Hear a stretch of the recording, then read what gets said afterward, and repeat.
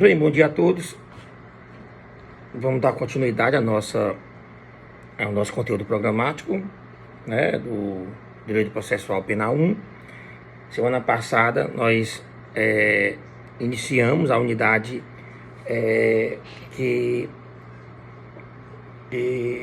analisa, que vamos estudar, onde vamos estudar a ação penal, e encerramos, se eu não me engano, na aula passada, falando sobre a classificação das ações penais em ação penal pública e ação penal privada. Dentro da ação penal pública existe a incondicionada e a condicionada, e na privada nós temos a genérica, né? Nós temos a personalíssimas e temos a subsidiária. Mas nós só classificamos, nós não entramos no estudo mais aprofundado de cada uma delas, tá bom? Aí hoje nós vamos dar início a quê? Hoje nós vamos iniciar estudando os princípios fundamentadores da ação penal pública. Depois nós vamos ver os princípios fundamentadores da ação penal privada. E depois nós vamos ver a ação penal pública incondicionada e a condicionada à representação. Aí encerra a aula de hoje nesse ponto. E na próxima aula a gente dá continuidade falando sobre a ação penal pública incondicionada por requisição, e adentramos também na ação penal privada e entramos em alguns institutos das ações penais, tá bom? Como prescrição, como denúncia, né? Enfim, isso a gente deixa para a próxima aula. Inclusive na próxima aula nós vamos diferenciar a representação da requisição. Tranquilo? Então vamos dar início.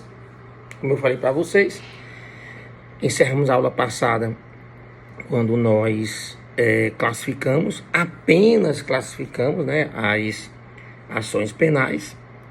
E hoje vamos entrar nos princípios informadores de cada uma das espécies das ações penais, e depois a ação penal pública, apenas a incondicionada e a condicionada à representação. Eu vou enviar para vocês um croquis, um roteiro de aula, talvez um questionamento ou 2 questionamentos. Não sei se eu vou enviar livro hoje, mas na próxima semana eu já posso enviar, tranquilo? E a aula de amanhã, aí sim, na aula de amanhã nós poderemos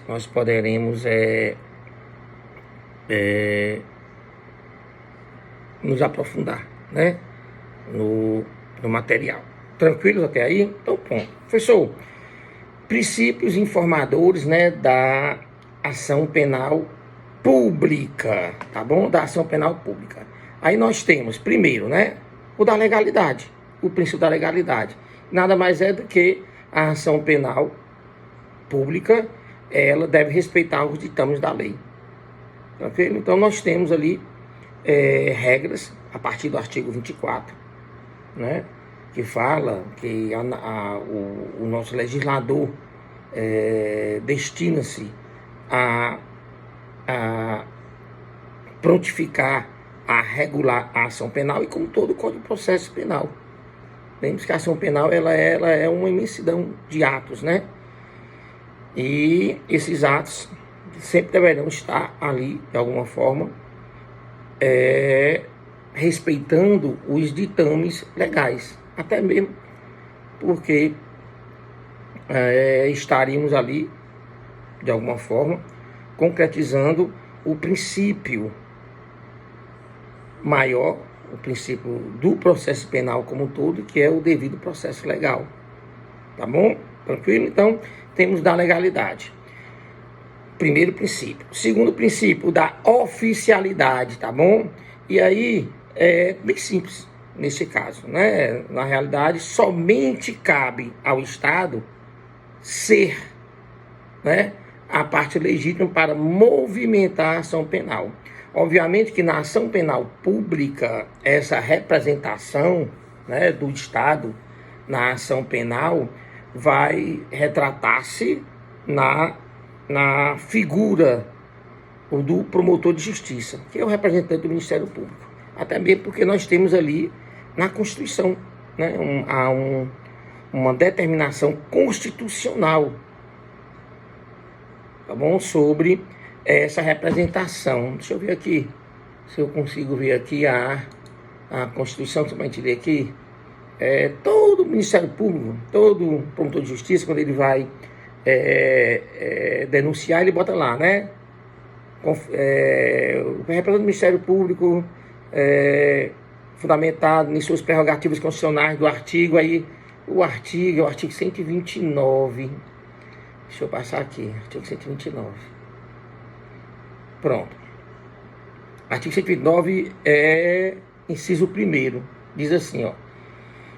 São funções institucionais do Ministério Público. Aí diz, ó, promover privativamente a ação penal pública na forma da lei. Tá vendo aí? Viu aí? Tá lá, então, oficialidade. Tá certo? É a segunda. Terceiro, a obrigatoriedade, tá bom? O MP, o Ministério Público, ele é sim obrigado a denunciar, tá bom? Caso ele encontre, obviamente, caso ele encontre não, caso exista conjunto probatório de materialidade e um bom conjunto indiciatório de autoria, tá bom? Então aí ele é sim obrigado a denunciar, tá certo? Tranquilo? Obviamente, se ele não encontrar esses elementos de elemento probatório e indiciatórios de materialidade e autoria, ele pede para arquivar.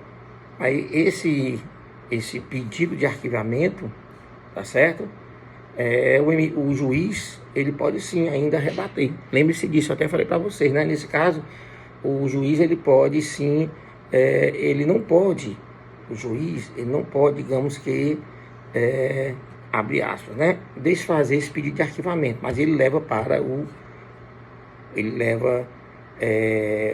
a demanda, né? Para o Procurador-Geral de Justiça, no âmbito estadual. Aí o Procurador-Geral de Justiça é que vai decidir se o MP está correto em arquivar ou não.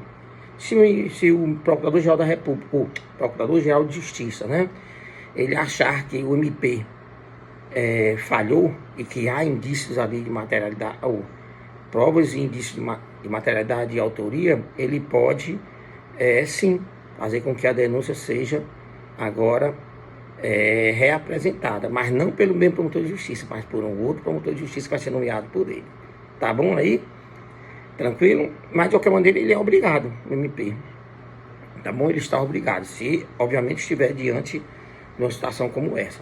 Lembre-se, aqui são os princípios da ação penal pública, tá bom? Nós já vimos já da legalidade, o da oficialidade e o da obrigatoriedade, tranquilo? Aí vem um da indisponibilidade, tá bom? O que quer dizer isso? O representante do MP, o Ministério Público, ele não pode dispor da ação. Ele não pode desistir, ele não pode abandonar, ele não pode renunciar, ele não pode conceder perdão, tá bom? Não pode fazer isso. Então, uma vez o MP, né, denunciando e a ação penal sendo recepcionada pelo juiz, iniciada a instrução criminal, ele não pode mais dispor do papel dele de dominis litis, tá bom? De dono da ação, tá certo?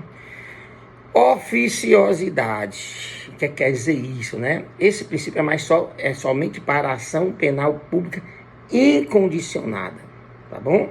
Incondicionada. Então, é o seguinte, então logo o MP tenha conhecimento, ele já pode dar início à ação penal através da apresentação de uma denúncia, tá bom? Independentemente, tá bom? De manifestação, seja da vítima, seja do ofendido, seja de seus sucessores, seja de seu representante. Não precisa, porque estamos diante de uma ação penal pública incondicionada. Já esse princípio da oficiosidade, no que tange a ação penal pública condicionada, esse princípio ele fica relativizado, tá bom? Por que ele fica relativizado? Porque ele não pode de ofício fazê-lo, tá bom? Não pode de ofício fazer, ele precisa da manifestação, tranquilo? E aí vem o próximo princípio, que seria o princípio da Divisibilidade. Aí vamos lá, tem que entender, né? É assim, ó. Às vezes acontece um determinado crime cometido, crime este, que enseja uma ação penal pública, que foi através de concurso de agentes, tá bom? Então, haveria ali vários acusados, até tudo bem? O MP, ele só pode denunciar apenas um dos acusados, tá bom? E esperar para encontrar indícios materiais para denunciar os outros. Às vezes acontece isso. O que eu quero dizer com isso? É divisibilidade em dois sentidos, né? Primeiro, nós não podemos aceitar o que nós denominamos de denúncia genérica. O que é denúncia genérica? Uma denúncia só, tá bom? Para vários acusados. Não. Pode ser até que seja uma peça só de denúncia, uma peça só. Mas, no entanto, dessa peça de denúncia, o MP vai denunciar cada um dos acusados, tá bom? Identificando, tipificando o comportamento de cada um dentro do rol de crimes do Código Penal e leis extravagantes. E quer dizer o quê? Nós só podemos denunciar, tá bom? Uma determinada pessoa, um determinado acusado pelo comportamento, pelos fatos que ele tenha cometido, ou o fato que ele tenha praticado e que sejam determinados crimes, tá bom? Então, tem que ali determinar, tá certo? A participação de cada um. Então, havendo vários acusados, tá bom? O MP só pode denunciar apenas um dos acusados, tá bom? E, obviamente, encontrando ele indícios de materialidade e autoria, né, para denunciar os demais, ele vai denunciando. Não entendam que em um crime, onde há concurso de agente, vai haver várias denúncias, peças separadas. Pode até ser que haja, mas a maioria do caso, assim, acontece uma só denúncia, mas dentro dessa denúncia, o MP vai denunciar várias vezes. É isso que eu quero dizer, tá bom? É isso que quer dizer o princípio da divisibilidade, tranquilo? E, por último, o último princípio que vai nortear a ação penal pública é o da intranscendência, tá certo? Isso quer dizer que a acusação não pode passar da pessoa do acusado. Isso é o óbvio, né? Está dentro até mesmo de um parâmetro constitucional, tá bom? Então, só pode responder pelo crime aquele que cometeu, tá bom? Tá aí na realidade, esse princípio da intranscendência, ele acaba sendo um subprincípio da divisibilidade, tá bom? Da divisibilidade. Tranquilo? Tá bom? Só que na divisibilidade, ele trata mais assim, cada um, a denúncia ela pode sofrer um partilhamento. Isso é o que diz a divisibilidade. Ó. A denúncia pode receber um partilhamento, tá bom? Onde ali, dentro de uma única peça de denúncia, o MP, o Ministério Público, denunciar várias pessoas, cada uma delas, obviamente, pelo seu papel na participação, né, do fato criminoso. E já em transcendência quer dizer que não se pode perpassar, né? Não pode haver uma transcendência de responsabilidades, né? Só vai responder aquele que realmente praticou o crime, não outros que porventura possam ser seus representantes, alguma coisa desse gênero. Tranquilo? Então, pronto, aqui nós encerraríamos os princípios informadores da ação penal pública. Quais seriam eles? Nós vimos, ó, o da legalidade, o da oficiosidade, o da obrigatoriedade, o da oficiosidade, o da divisibilidade e o da intranscendência. Tranquilo? Lembrem-se, Esses princípios, todos eles estão harmonicamente, né, interpretados com aqueles que norteiam todo o processo penal. Tranquilo? Que nós já vimos em aulas passadas, logo nas aulas iniciais, né? Nós vimos todos os princípios fundamentadores da ação penal. Tranquilos até aí? Saindo agora dos princípios informadores da ação penal pública, vamos passar para os da ação penal privada. Tranquilo? E aí é o seguinte, vamos lá. Nós sabemos que na ação penal pública, tá bom? O Estado vai ser representado pelo MP. Então o MP vai ser o dono da ação. Tranquilo? Já na ação penal privada, não. Na ação penal privada, o Estado continua tendo o direito de punir. É ele que tem, somente ele, né? Detém os jus punientes, somente ele. No entanto, para que ele venha a exercer esses jus punientes, necessário se faz que a vítima ou o ofendido, tá bom, venha a promover a ação, tá bom? Então, na ação penal privada, o dono da ação é a vítima ou o ofendido, obviamente que através de seu representante, né, ad judicia. Mas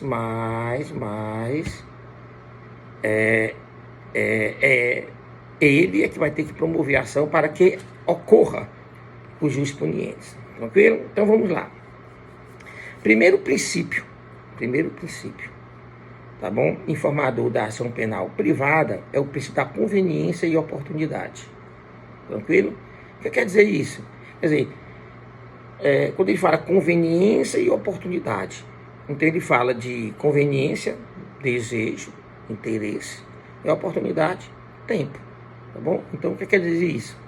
Quer dizer que o ofendido, a vítima, ela vai ter a liberdade de propor ou não a ação penal. Tá bom?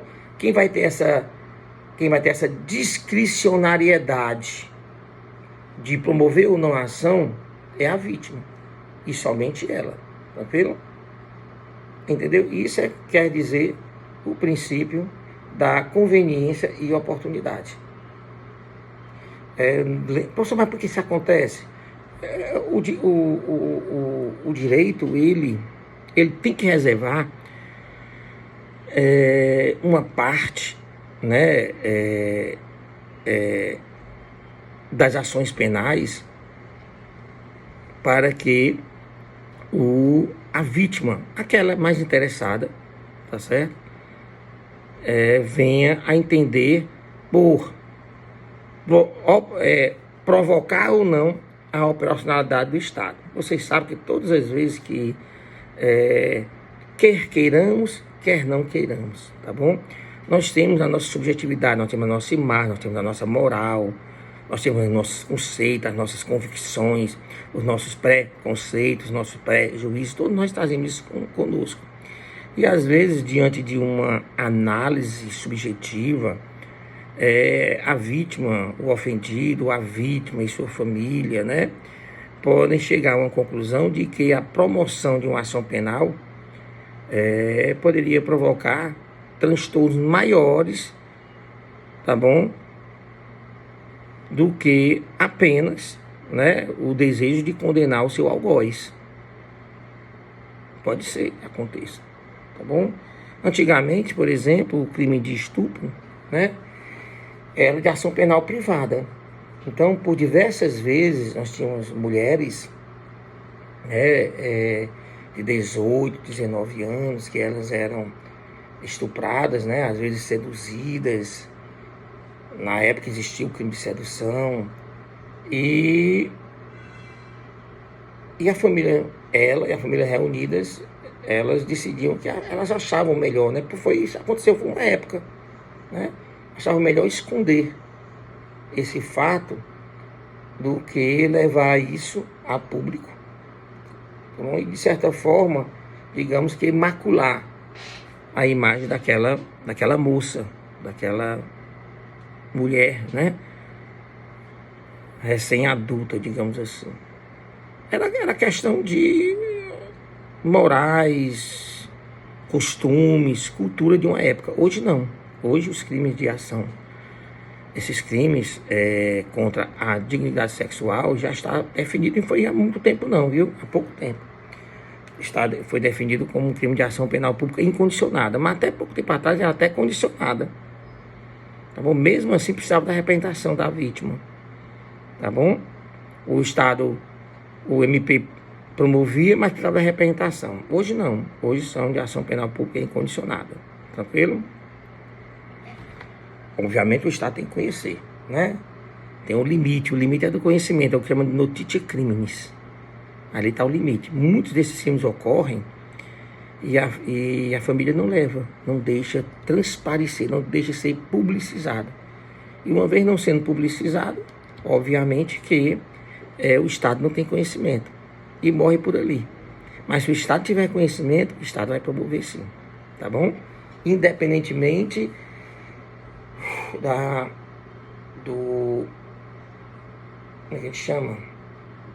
Da manifestação do ofendido. Tranquilo? Então vimos o primeiro, conveniência e oportunidade. Próximo, aí nós temos o da disponibilidade, tá bom? E aí a vítima, nesse caso, ela pode dispor da ação penal. Vocês viram que o da ação penal pública é o princípio da indisponibilidade. O Ministério Público ele não pode dispor da ação, ele não pode desistir, ele não pode perdoar. Estão lembrados disso? Aqui é o contrário. Aqui é o princípio da disponibilidade. A vítima ela pode dispor da ação penal. Então, ela pode desistir da ação penal, ela pode abandonar a ação penal, ela pode renunciar, ela pode perdoar. Viu como é diferente? Tranquilo? Isso pode sim ocorrer. Professor, o MP participa desse processo penal cuja ação é privada? Aí participa sim. O MP ele tem duas funções, o MP. Domini litis, dono da ação, das ações penais públicas, e ele é custo legis, ele é fiscal da lei. Então, como fiscal da lei, ele está lá, né, fiscalizando a lei. Se a lei está realmente sendo cumprida. Tranquilo? Até aí? Então, bom. Terceiro, né, terceiro princípio, né, é o da indivisibilidade, tá bom? Ora, se houver mais de um autor, não pode passar da pessoa do autor havendo mais de um autor, tá bom? A queixa-crime, que agora não é mais denúncia, agora é queixa-crime, tá bom? Então ela poderá ser oferecida contra qualquer um deles, tá certo? O que eu quero dizer com isso?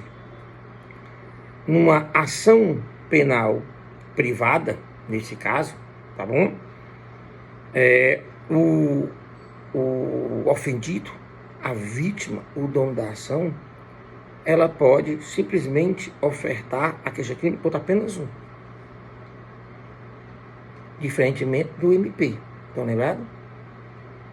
Se o MP estiver diante de um conjunto de um concurso de crimes, de um concurso de agentes, me perdoem, um concurso de agentes, ele vai denunciar cada um, obviamente, dentro do conjunto de materialidade e autoria, tá bom? Mas na ação penal pública, ela fica nesse caso aí, ele pode oferecer só contra um, tá bom?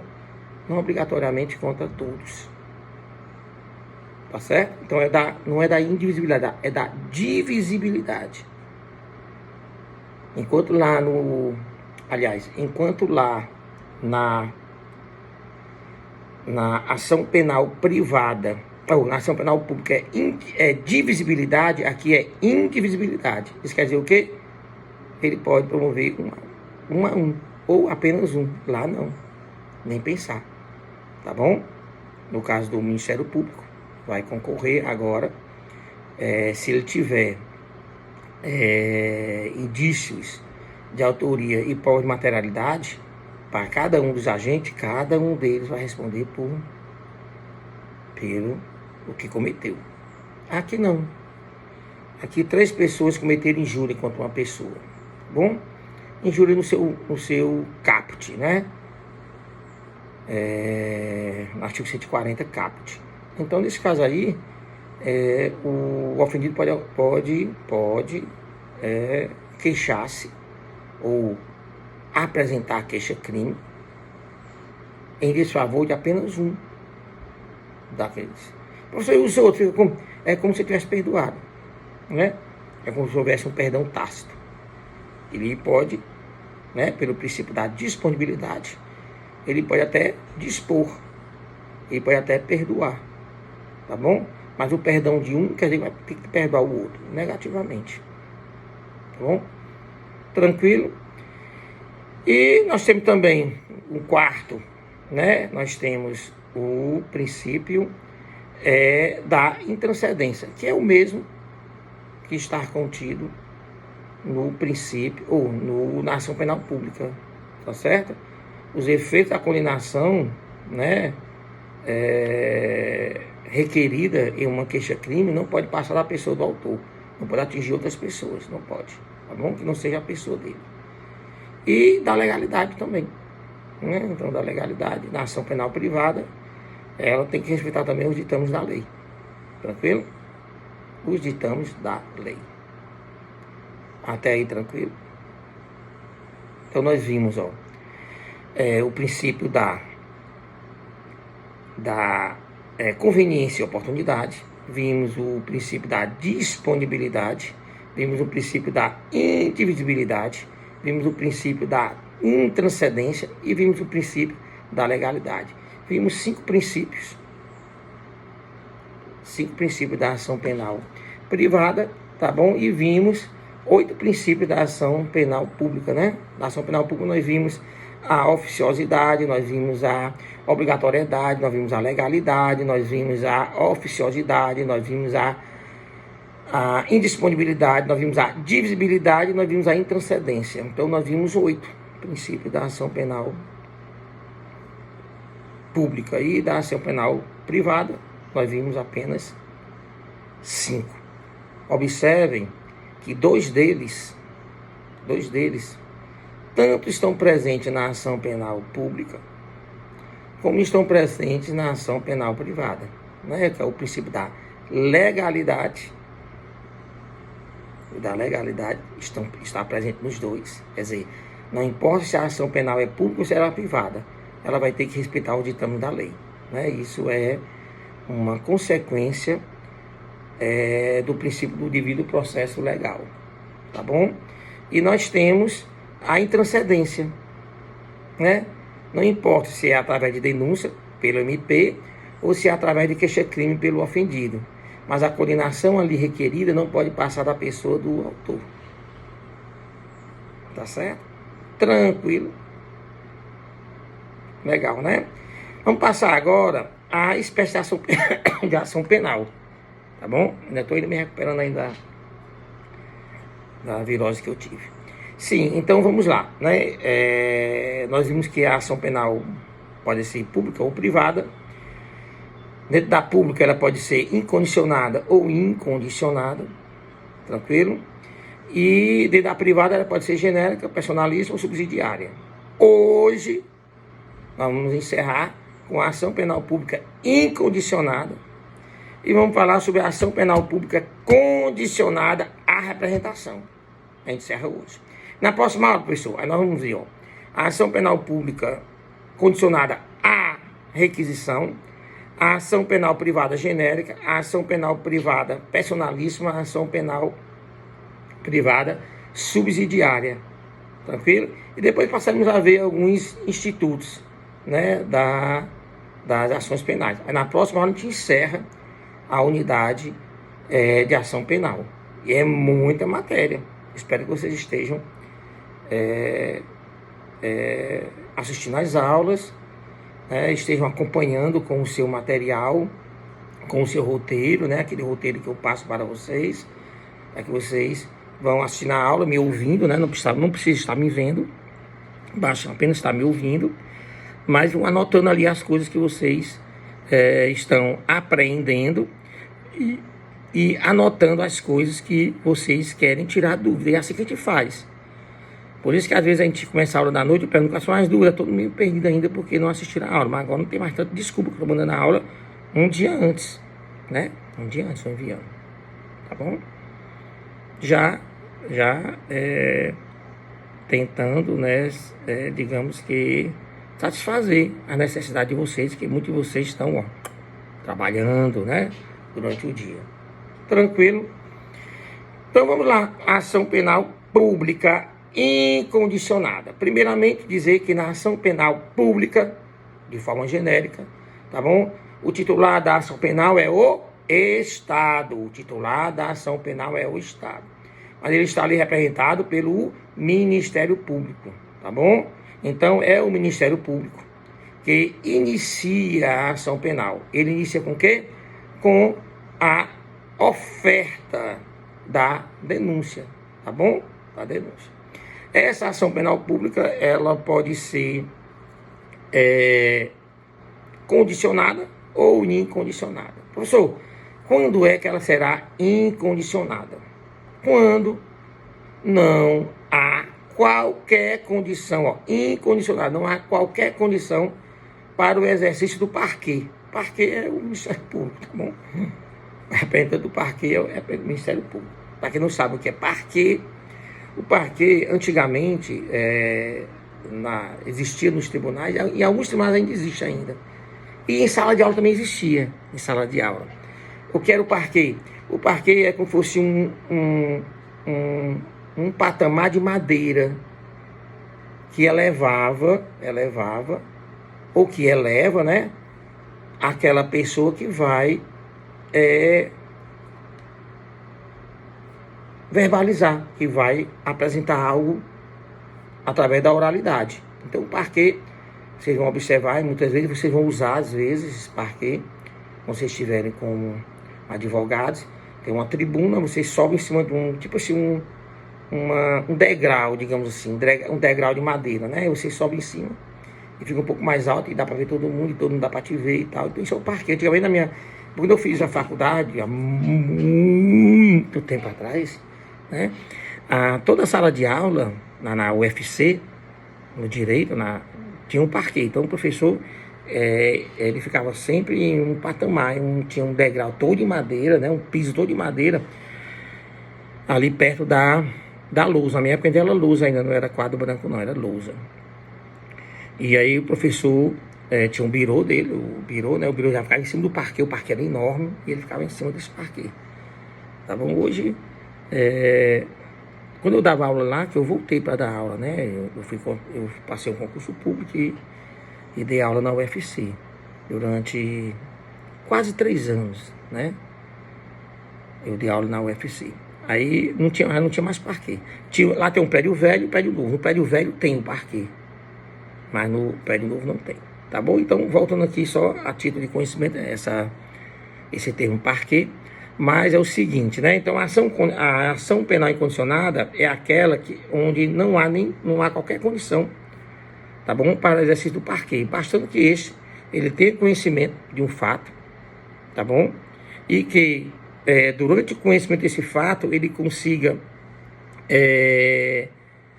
acumular provas de materialidade e indícios de autoria. Basta isso, ele oferece a denúncia. Tá vendo?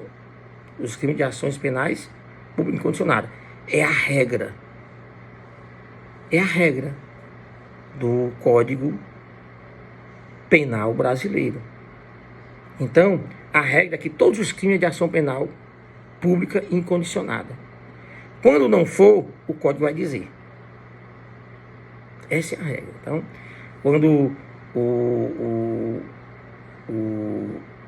o Código define os crimes e tal, lá nas disposições finais de cada capítulo, ele diz: estes crimes acima, tipificado, tá bom? Serão promovidos mediante representação da vítima. Ele está dizendo o quê? Que aqueles crimes são de ação penal pública condicionada, tá bom?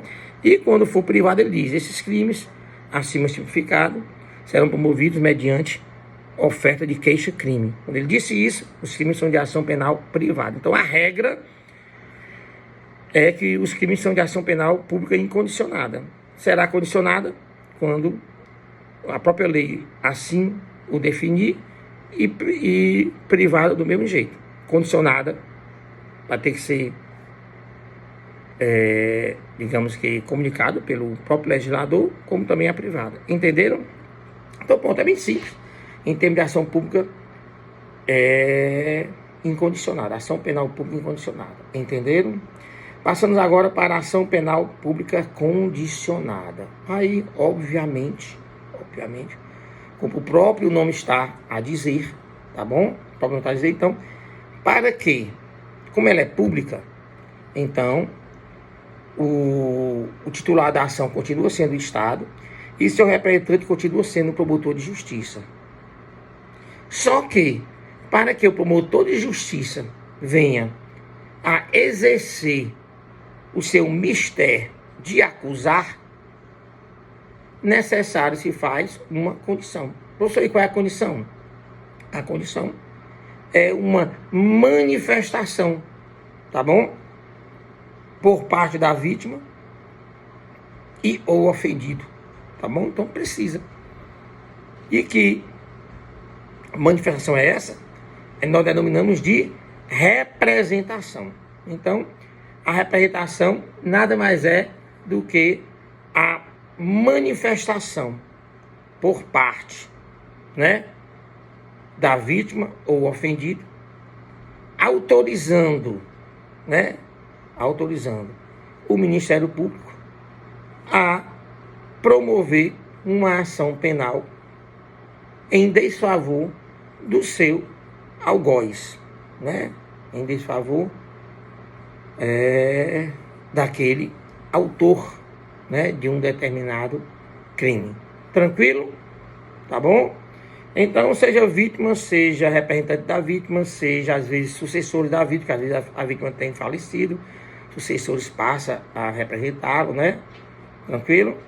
Tá certo? Agora, existe também alguns crimes bem específicos em que necessário se faz não uma representação, mas uma requisição do Ministério da Justiça, tá bom? Em crimes específicos, cujos agentes passivos, tá bom?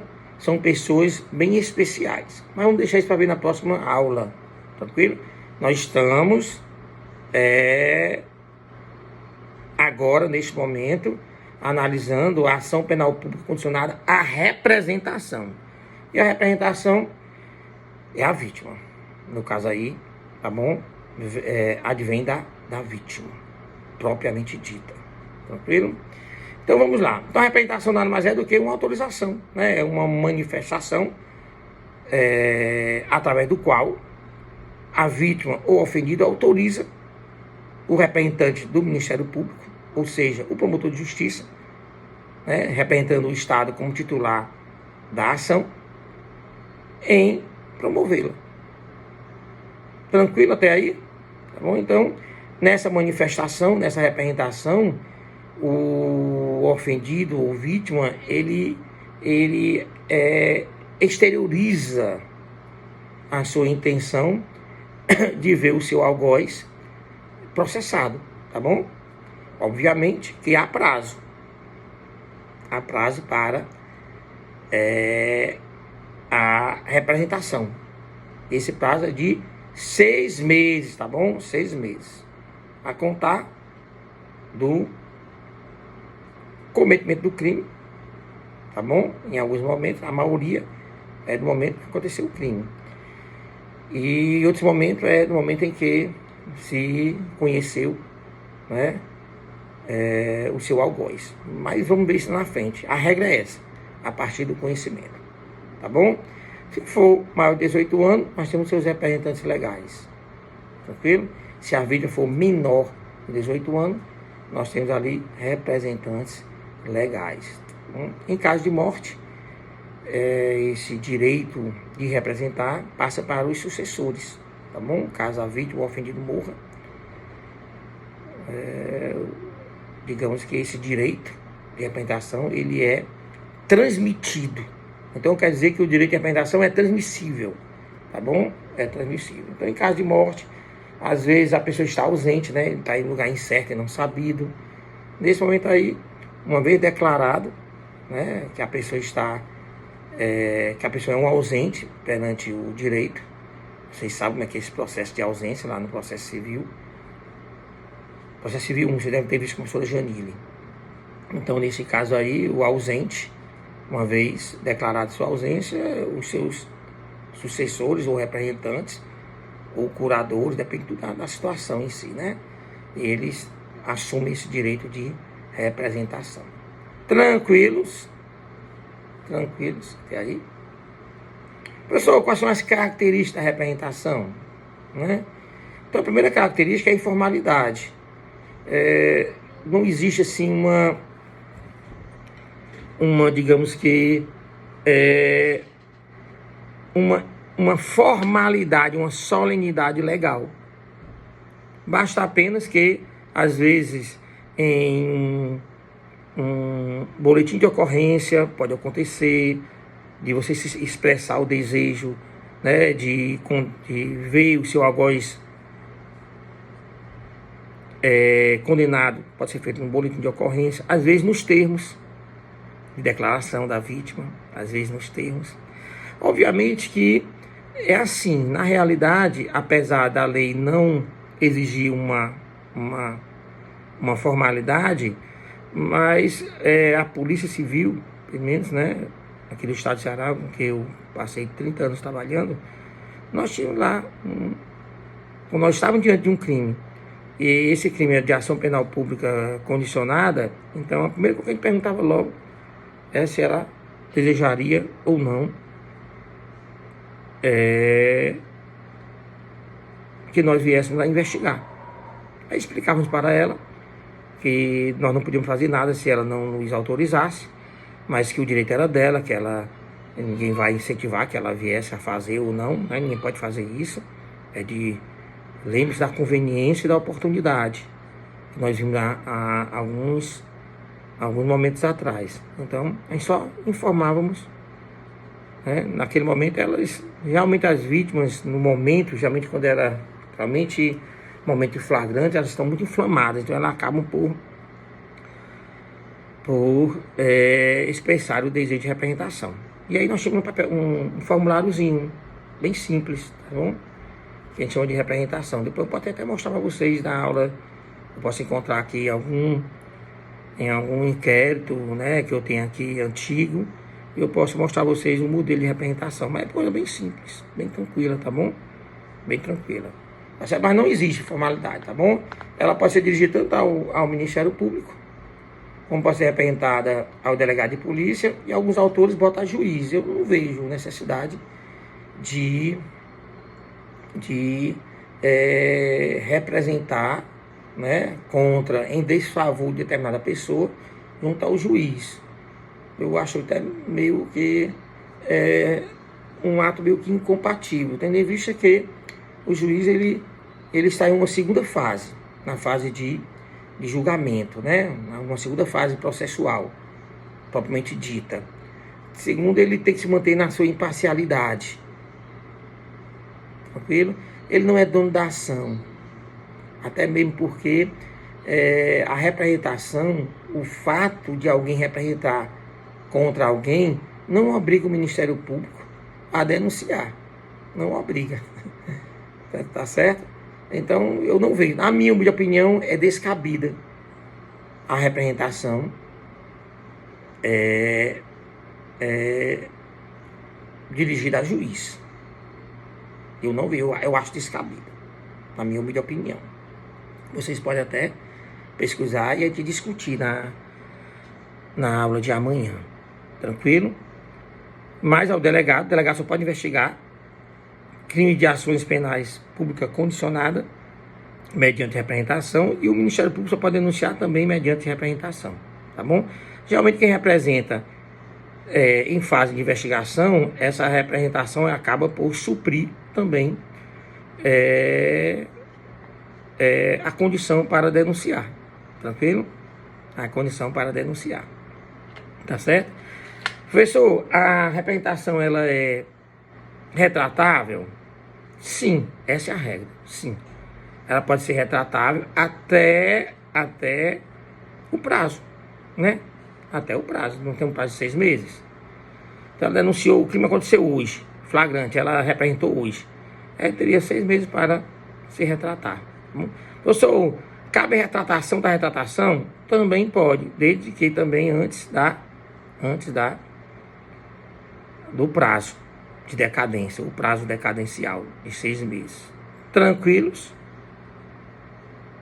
Aí vem uma observaçãozinha meio chata, que vocês devem aprender, porque é sempre, mas é sempre são questões de concurso, tá bom?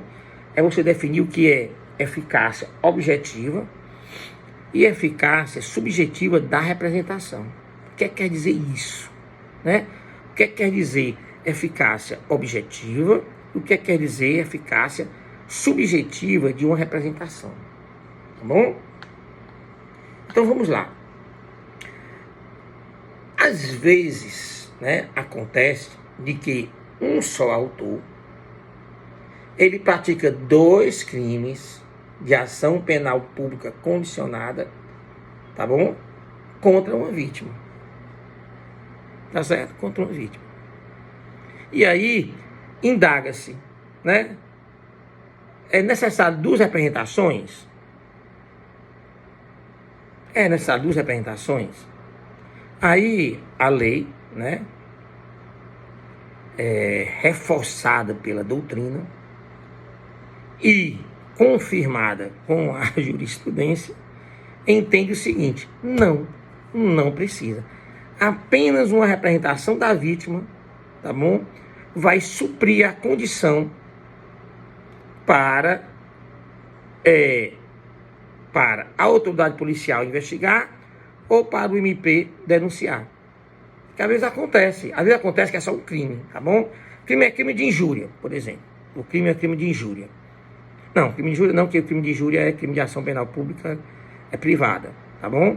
Mas na casa da ameaça, por exemplo, a ameaça é condicionada à representação. E aí você descobre que a pessoa com crime de ameaça pede a representação. A vítima supre a representação. Durante a investigação, ele descobre que houve outro crime também de ação penal pública condicionada. Precisaria de nova representação? Não precisa. Isso a gente chama de eficácia objetiva. Objetivo vem de objeto, vem de fato. Então nós temos ali, 2 fatos praticados por apenas um autor. Contra o quê? Uma vítima. Tranquilo? Agora acontece, isso é eficácia objetiva. E na eficácia subjetiva, acontece que às vezes 2 ou mais autores, tá bom? Cometem um crime, tá bom? Contra uma vítima. Tranquilo? Contra uma vítima. Aí nesse caso, necessário se faz 2 representações, ou várias representações, tantas quantas forem o número de autores, aí novamente, né? A lei, a doutrina e a jurisprudência confirmam que não. Basta apenas uma representação. Lembre, nós estamos em crime de ação penal pública e não privada. Bom, então, basta apenas uma representação. E se for um autor com mais de uma vítima, 2 vítimas, 3 vítimas, tá bom? Também apenas uma representação basta para que autorize, né, a condenação. O que é que o senhor acha, professor? Bem, eu acho assim.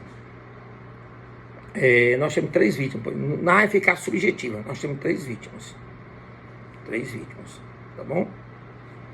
Então, em tese, o sujeito cometeu 3 crimes, né? Ou em uma só ação, em um concurso material, ele cometeu 3 crimes para vítimas diversas. Não é nem concurso material que a gente chama, né? E aí tem aquelas que não querem representar. né? Não desejam. Então por que com apenas uma ele responderia? Então eu acredito que apenas uma representação faz com que ele responda pelo crime que ele cometeu contra aquela a quem ele representou. Tá bom? Digamos que eu concordo pelo fato de que não precisaria das 3 representarem para ele responder por um crime de ameaça. Tá bom? Por um crime, por exemplo, de ameaça. Mas se só uma representou, ele vai responder só por essa. Digamos que o crime lhe favor dessa. Essa é a minha opinião. Tá bom? Também poderá ser discutido em sala de aula juntamente com vocês. Tranquilo? Então pronto. 50 minutos de aula. Tá certo? E a gente aproximando e encerra a unidade de ação penal. Tranquilo? Se cuidem. Tá bom? E bola pra frente. O negócio tá meio brabo por aqui. Aqui em Fortaleza o negócio tá brabo. Se cuidem. Saudade de vocês. E amanhã a gente se encontra à noite para conversarmos. Tranquilo? Tchau, tchau. Se cuidem.